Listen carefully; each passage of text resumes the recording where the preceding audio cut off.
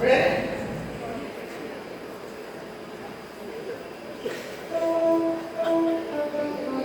I gotta get the right key down. You're not all messed up. It's too high. Let me start it off. You didn't let them knock you down. You stood up and took your crown. They couldn't take away your shine. Mighty mountains you still climb. Hey, and you're still rising. Yeah. You didn't let them take you down. You didn't let them take you down. You stood tall and held your ground. You stood tall and held your ground. They couldn't take away your shine. Mighty mountains you still climb. Come on, lady. Why will you? And you're still rising. You're still rising. You're still rising. Hillary, you're still rising. You didn't let them take your shine.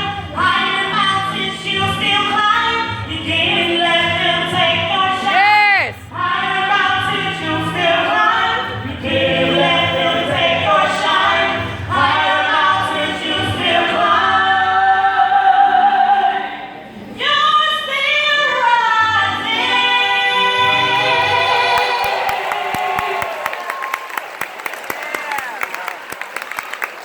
I'm rising, she said.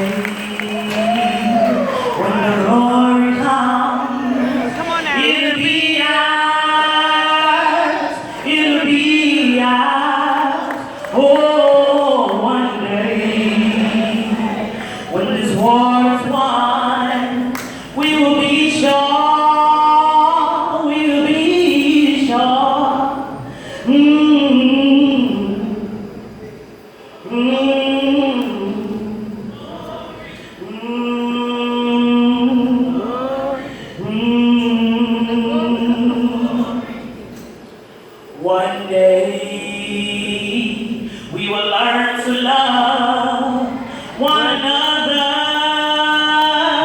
one another. Oh, one day we will learn to love one another, one another. Oh, glory. Oh,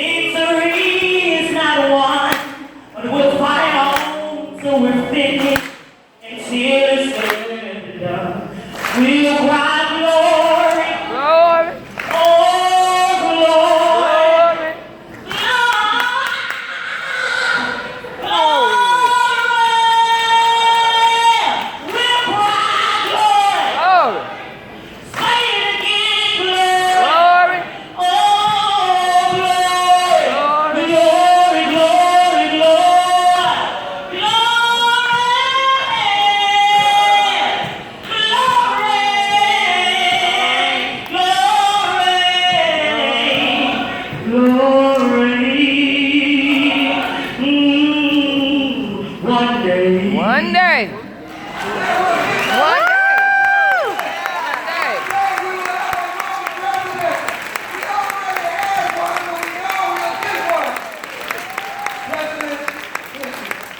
On behalf of the children and the people, we induct you, but we also want to present you with this painting with a little bit of a ring on it, like what she look like. And that clown is an artist snake, and it's presented to you by the National Voting Rights Museum. Badly needs your help. And the Bridge Crossing Jubilee.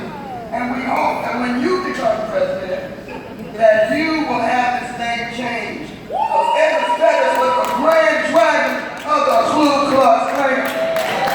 And we know that no righteous people will allow anything to be named after a Nazi. And we cannot allow That's right. freedom. That's but right. we put it there because it's their name. So on behalf of the children of the people, she's still here. Thank you so much.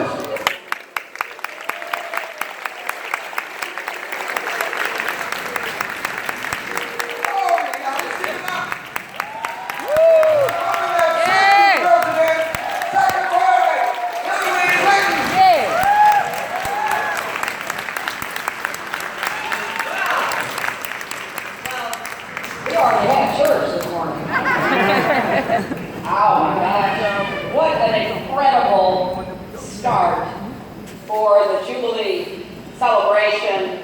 I can't imagine anywhere better to be than Wallace Community College. I thank you, Dr. Mitchell, and everyone associated with this college. And I look out and I see so many faithful and committed leaders. And I think about the ones who aren't with us anymore.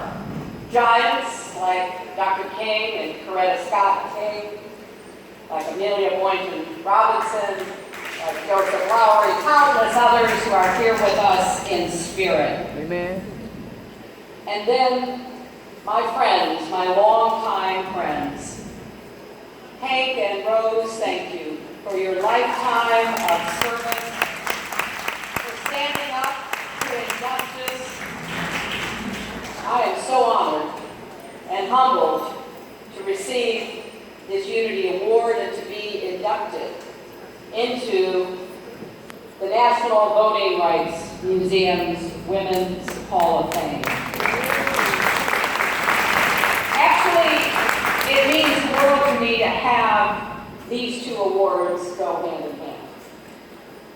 Because the fight for women's rights, civil rights, and human rights is the unfinished business in this century. It has been the driving force behind my life's work and my career, going back to law school and college, working for the Children's Defense Fund, another commonality that Rose and I have, coming down to Dothan, Alabama, in the early 1970s to go undercover to gather evidence about a white segregated academy in an effort to deny it and others like it federal tax exemption, which then Nixon administration was promoting. But that work and the work that all of you have done and the work of those who came before has never been more urgent than it is today. This is a time, my friends, when fundamental rights, civic virtue, freedom of the press, the rule of law, truth, facts, and reason are under assault. And make no mistake, we are living through a full-fledged crisis in our democracy. Now, there may not be, thank God, tanks in the streets, but what's happening goes to the heart of who we are as a nation. Amen. To anyone who has ever wondered what you would have done during those defining moments that we read about in history books, whether you would have risked arrest to demand votes for women or bled on the Edmund Pettus Bridge to demand voting rights for all, the answer is what you are doing now could be as important as anything that anyone has done before. Amen.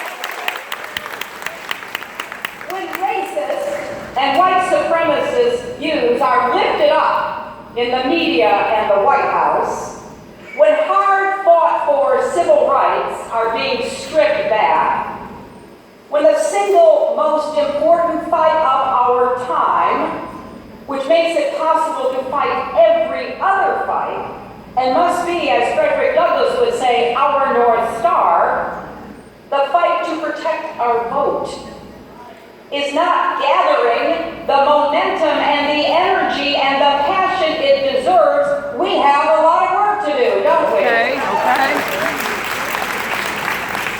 The right to vote powers the changes we seek and the future we envision. It is the muscle of our body politic. It determines whether we'll have good jobs and growing incomes, an economy that works for everyone. It decides whether we'll have quality, affordable health care guaranteed for everyone, whether we'll win the fight against catastrophic climate change. It is the sun to our earth, and the forces arrayed against justice and equality, progress and prosperity want to block out its light. You know, the arc of the moral universe can feel painfully long and slow. And we aren't going to win every fight, take that from me. But history does teach us that the times when the struggle feels the hardest are the times when marching forward is the most important. That is why we need, starting right now here in Selma, once again, to redouble our efforts with a 21st century civil rights movement devoted to claiming, enforcing, and defending the right to vote once and for all.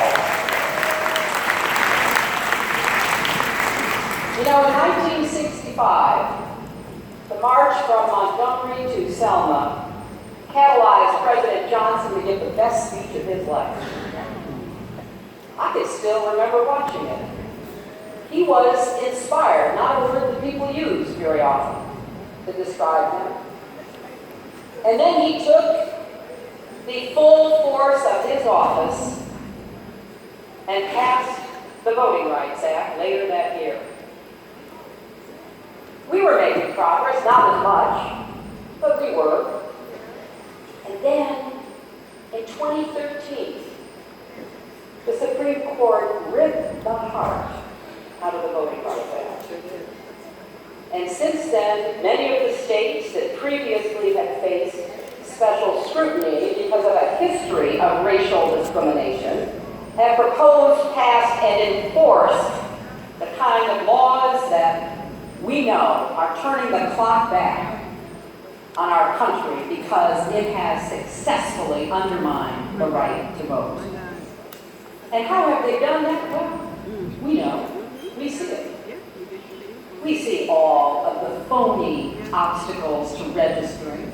We see all of the suppressive efforts at the point of registration and even the point of voting. We see the malfunctioning equipment.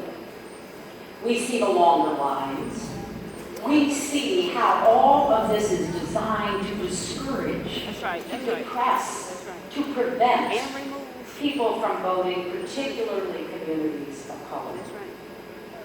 We know, don't we, that candidates, both black and white, lost their races because they have been deprived of the votes they otherwise would have gotten. And the clearest example is from next door in Georgia. That's right, we saw that. Stacey Abrams should be governor. That's exactly leading right. that state right now. She sounded the alarm as a legislator back in 2014 that her state was systematically suppressing the right to vote. They did it. So she didn't just complain about it. She didn't just go on TV and give speeches about it. That's right. She got to work. Yes, she did. She rolled up her sleeves. And she registered over 300,000 black voters. 100,000. She channeled her anger Yes, she did. and her rage That's right. against this injustice That's right. into fighting for voting rights. That's right. She's now created Fair Fight Georgia, her new organization. And you know, When I ran in 2016, there were fewer registered voters in Georgia than there had been in 2012. The state had been growing. Jobs and investment and people had been coming, but somehow there were fewer voters. I love the way Stacey is standing up. Not just for the right to vote in Georgia, but the right to vote for all of us. Here's what she recently said. We need to talk about voter suppression the way we talk about the Kardashians.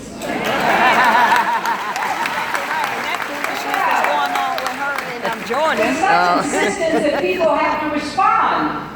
And looking forward, she said, look, I can't go back and win 2018, but we can win 2020 and 2022 and every election going into the future. Yes, we can.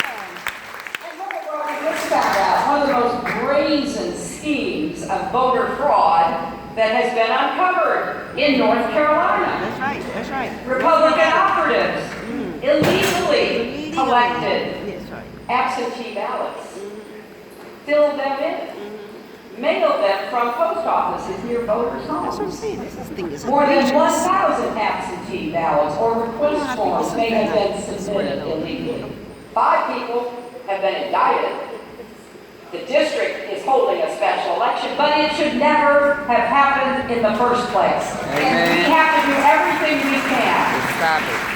to stand up and make sure it doesn't happen again. And don't you find it interesting that all the politicians who have argued for years for strict voter ID rules and limits on early voting that disproportionately affect low-income voters and voters of color have been curiously quiet about this North Carolina case.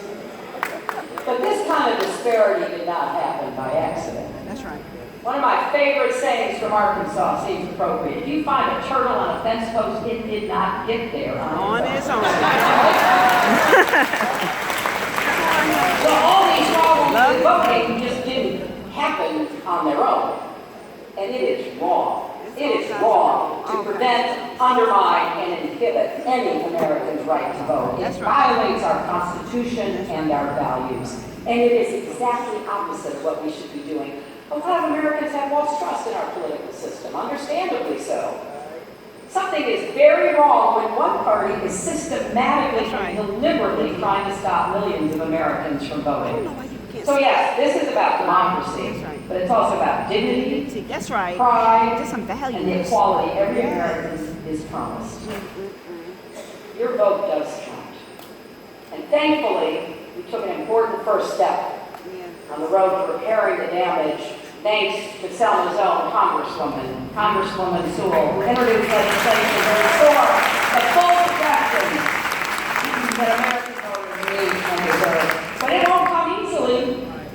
It's kind of the chicken and the egg. If we don't vote and elect people who care about voting rights, we won't get the changes that the Congresswoman and others are now fighting for. So it's going to take leadership and citizenship from each of us. And it is going to take showing up and voting every single time there is an election. That's right. If we don't show up, the other side wins by default. You know, we need more grassroots mobilization efforts, like the Moral Monday movement in North Carolina that has helped to build momentum for reform. We need to invest and support efforts to educate future generations. That is done by places like the important Civil Rights Museum here. You know, when the Constitution was first written, as Barbara Jordan reminded us, most of us here were not in it. But generations of Americans have fought and organized and marched and prayed and done everything they could to expand the circle of freedom and opportunity. You know, in this year, we just finished Black History Month, we're in Women's History Month. There's one person I'm thinking about in particular, Ida B. Wells Barnett. You know, like a lot of women, especially women of color, her name is too often erased from our history. But her story deserves to be told again and again because at barely 5 feet tall, she was one of the most fearless women our country has ever seen. Amen. She was born into slavery in Holly Springs, Mississippi. She went on to become one of the first black women journalists in America. And her reporting missions took her to some of the most dangerous parts of the country, where she told the stories of victims of violence whose names would otherwise have been forgotten. And when her anti-lynching editorials inspired death threats in the South, she moved to Chicago, where she helped create the NAACP, where she founded the first Black Women's Suffrage Association in the United States. And she continued to fight for equal education, a free press, women's rights, civil rights, ending mass incarceration. Near the end of her life, she ran for the Illinois State Senate before black women could even vote in most states. So when you get discouraged, you yell at your TV, think about all we can do to carry on the work of pioneers like Ida B. Wells Barnett. There is so much that needs doing. In Ida's words, the way to right wrongs is to turn the light of truth upon them.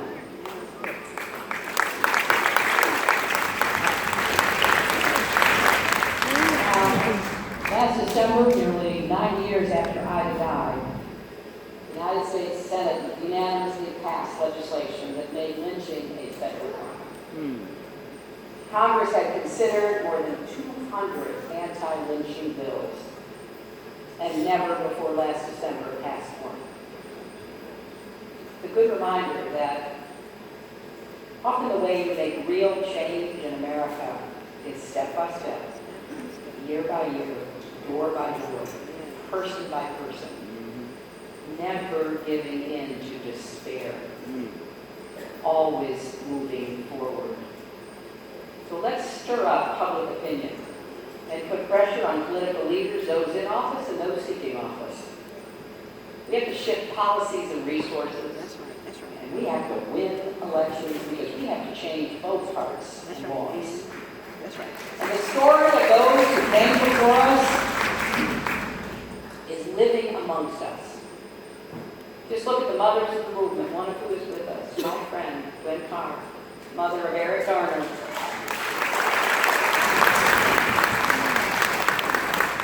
Women who have lost children to gun violence or police-involved incidents and now travel around the country, speaking out, trying to prevent any other parent from ever having to endure the worst nightmare.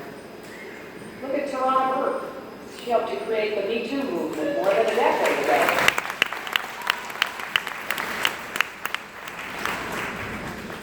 Look at journalists like April Ryan, right? Following in the footsteps of Ida B. and taking a lot of abuse for us. So my hope is, as we gather here, and as many of us go on to church and then walk across that bridge again, consider the fact that 100 years after the 19th Amendment was signed into law and women, at least on paper, won the right to vote. There's not just one woman running for president. There's enough to field a basketball team.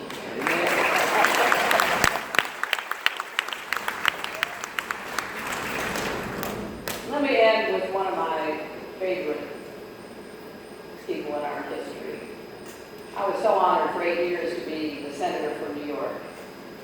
And one of my favorite places in that big, diverse state was Harriet Tubman's home up in Auburn, New York.